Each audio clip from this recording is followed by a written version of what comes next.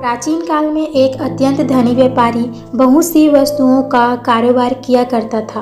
यद्यपि प्रत्येक स्थान पर उसकी कोठियाँ, गुमास्ते और नौकर चाकर रहते थे, तथापि वह स्वयं भी व्यापार के लिए देश विदेश की यात्रा किया करता था। एक बार उसे किसी विशेष कार्य के लिए अन्य स्थान पर जाना पड़ा। वह अकेले घोड़े पर बैठकर चल दिया। गंतव्य स्थान पर खाने पीने के कुछ नहीं थे, इसलिए उसने एक खुर्जी से कुलचे और खजूर भर लिए। काम पूरा होने पर वह वापस लौटा। चौथे दिन सवेरे अपने मार्ग से कुछ दूर सपना वृक्षों के समीप एक निर्मल तड़ाग देखकर उसका विश्राम करने का मन हुआ। विश्राम करने की इच्छा हुई तो वह घोड़े से उतरकर तालाब के किनारे बैठ गए और खजूर खाने लगा।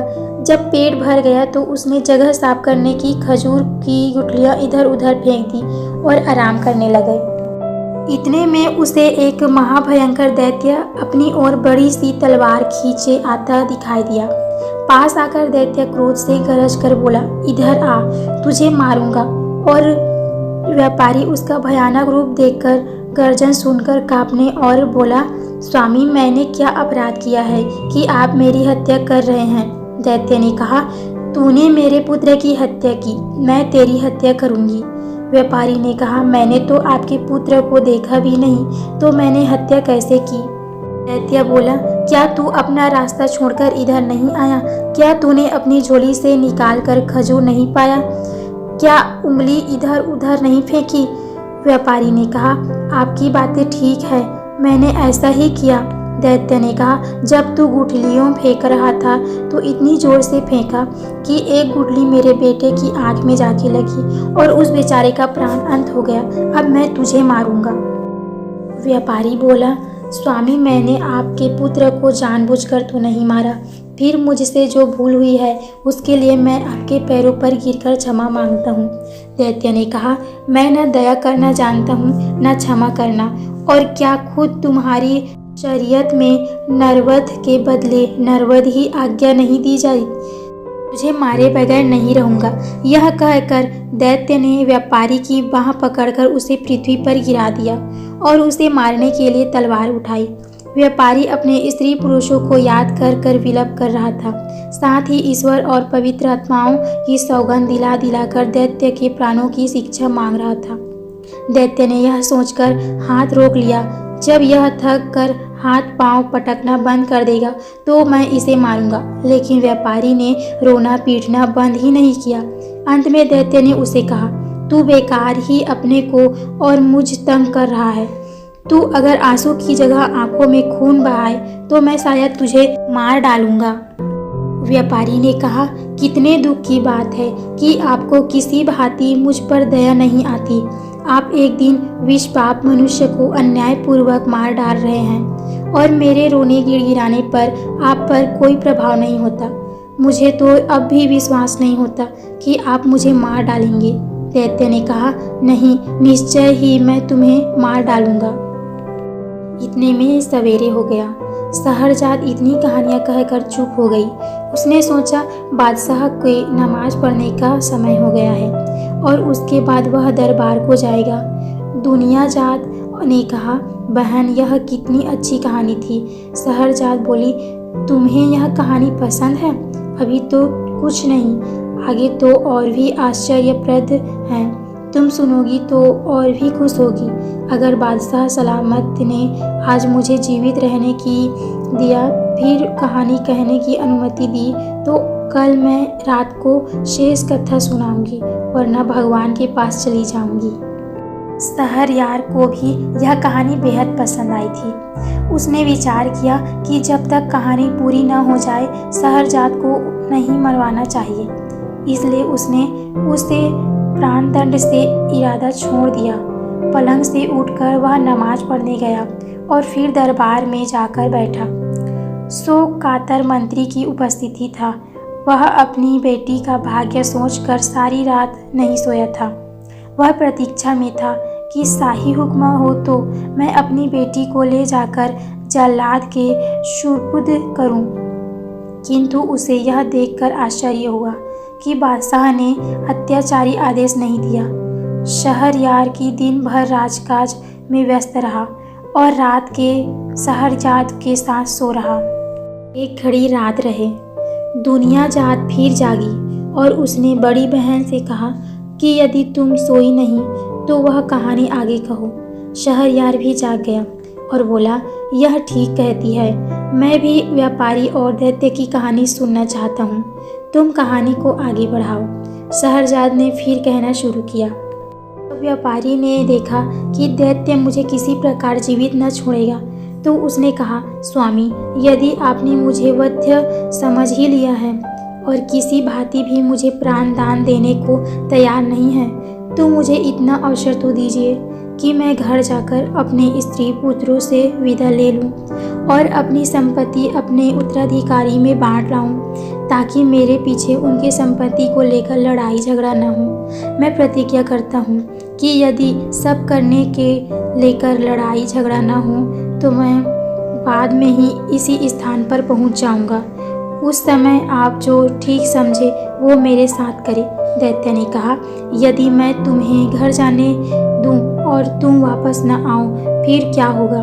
व्यापारी बोला, मैं जो कहता हूँ उससे फिरता नहीं। जो भी यदि आपको विश्वास न हो तो मैं भगवान की, जिसमें पृथ्वी आकाश आदि सब कुछ रचा है, सौगंध खाकर कहता हूँ कि मैं घर से इस स्थान पर अवश्य वापस आऊँगा। दैत्य ने कहा, तुम्हें कितना समय चाहिए? व्यापारी ने कहा, मुझे केवल 1 वर्ष की मोहलत चाहिए, जिसमें मैं अपनी सारी जायदाद का प्रबंध करके आऊँ और मरते समय मुझे कोई चिंता न रहे। मैं प्रतिज्ञा करता हूँ कि वर्षोपरांत मैं इसी स्थान पर आकर स्वयं को आपके सुपुर्द कर दूंगा। दैत्य ने कहा, अच्छा, मैं तुम्हें 1 वर्ष के लिए जाने दूंगा, किंतु तुम यह प्रतिज्ञा ईश्वर की साक्षी देकर करो। व्यापारी ने ईश्वर की सौगंध खाकर प्रतिज्ञा दोहराई और दैत्य व्यापारी को उसी तालाब पर छोड़कर अंतर्ध्यान हो गया। व्यापारी अपने घोड़े पर सवार होकर घर चल दिए। रास्ते में व्यापारी का अजीब हालत रही। कभी तो वह इस बात से प्रसन्न होता कि वह अभी तक जीवित है और कभी 1 वर्ष बाद की निश्चित मृत्यु पर शौकातुर होकर उठता है।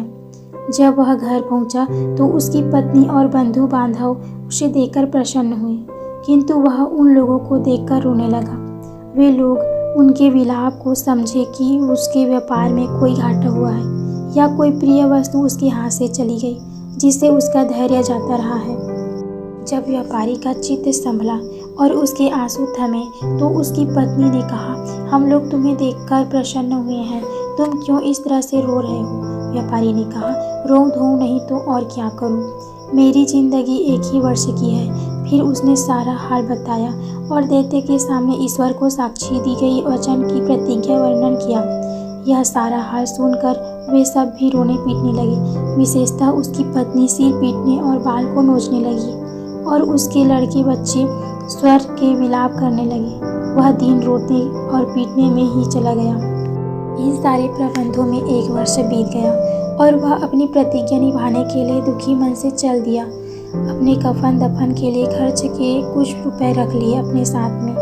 उससे चलते समय सारे घर वाले के उसके लिपट कर रोने लगे, कहने लगे, हमें भी अपने साथ ले चलो ताकि हम भी तुम्हारे साथ प्राण दे दें। व्यापारी अपने चित्त को स्थिर किया और उन सबको धैर्य दिलाने के लिए कहने लगा, मैं भगवान की इच्छा के आगे सिर झुका रहा हूँ, हम लोग धैर्य रखो। यह समय लो कि एक दिन सभी की मृत्यु होनी है, मृत्यु से कोई भी नहीं बच सकता, इसलिए तुम भी धैर्यपूर्वक अपना काम करो।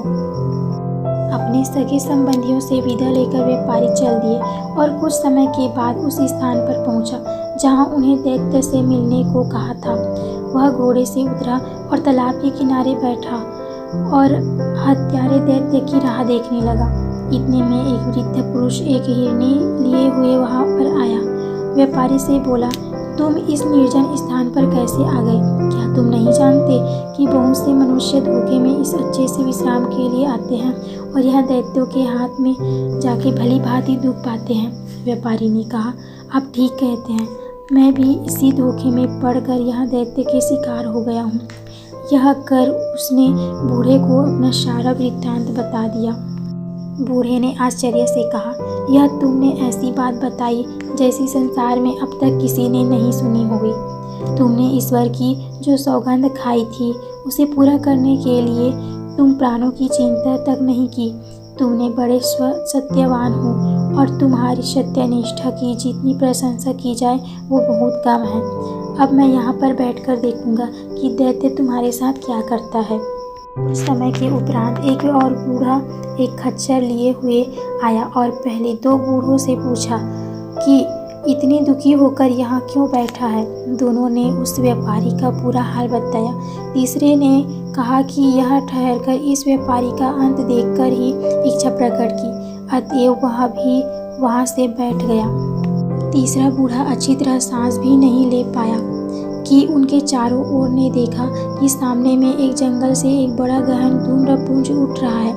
एक धुएं का बादल उनके समीप आकर गायब हो गया। वे लोग आश्चर्य से आंख मल भी रहे थे कि अत्यंत भयानक दैत्य उपस्थित हो गया। उसके हाथ में तलवार भी थे और व्यापारी को कहा, उठकर इधर आ, मैं तुझे मारूंगा। तूने मेरे बेटे को मारा है। यह सुनकर व्यापारी और तीनों बूढ़े कांपने लगे और उच्च स्वर में विलाप करने लगे। उन सब ने रो चिल्लाने की जंगल में गूंजी, किंतु दैत्य व्यापारी को पकड़कर एक और हिरनी वाले बूढ़े ने यह देखा और वह दौड़कर दैत्य के पास पहुंचा और बोला, दैत्य महाराज, मैं आपसे कुछ निवेदन करना चाहता हूँ। आप अपने क्रोध पर कुछ देर के लिए संयम रखें। मेरी इच्छा है कि मैं अपनी और इसी हिरनी की कहानी आपको सुनाऊं, किंतु कहानी के लिए शर्त है, यदि आपको यह कहानी विचित्र लगे और पसंद न आए तो आप व्यापारी की 1/3 अपराध क्षमा कर दें। दैत्य ने कुछ देर तक सोचकर कहा, अच्छा, मुझे तुम्हारी शर्त स्वीकार है। कहानी कहो। आगे की कहानी पार्ट 2 में देखिए।